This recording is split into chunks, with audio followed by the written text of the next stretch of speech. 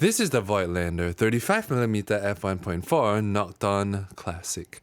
Released in 2008, this is amongst the smallest 35mm f1.4 lenses that you're able to get for the Leica M system. It comes in at only 200 grams, is just over 5.1 centimeters wide and 2.9 centimeters tall. Here's just how big it is compared to a roll of film, a deck of cards, a 6.5-inch iPhone, a Canon DSLR also with a 35mm f1.4 lens, and a Pentax 6.7. Its aperture ring goes from f1.4 to f16 in half-stop increments, and you adjust it with the two tabs on the side.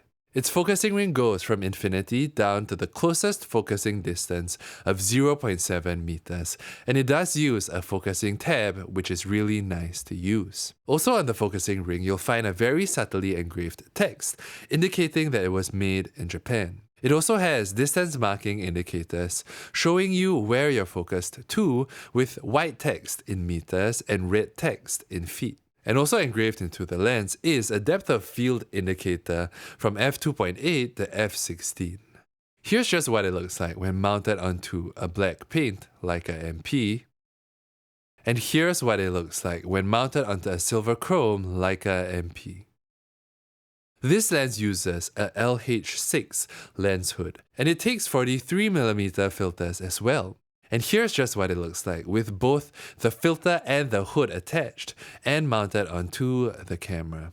The finish of this lens is slightly glossier than the 35mm pre-aspherical Summilux. So here's how that looks like. In terms of size, they're very similar, with the Nokton being very slightly bigger due to the chrome ring on the front. And here's how they compare with their back caps on. Now this is the version 1, and Voigtlander already is currently selling the version 2 with a slightly different optical design. In terms of price, if you buy this used, this lens comes in at almost 1/10 the price of the Leica 35mm steel rim reissue, but it's definitely not 1/10 the quality. And if I didn't own any of my Leica 35mm Summiluxes, this is definitely one that I'd be reaching for. So if you're looking for a fast, compact 35mm f1.4 lens for your Leica M mount system, and if you're looking for a lens to give you slightly more character, this is definitely one to consider. That's all for today's video. If you want to watch more in-depth lens reviews, check out the other videos that I have on the channel. And if you want to watch more videos like this in the hands, subscribe, and I'll see you in the next video.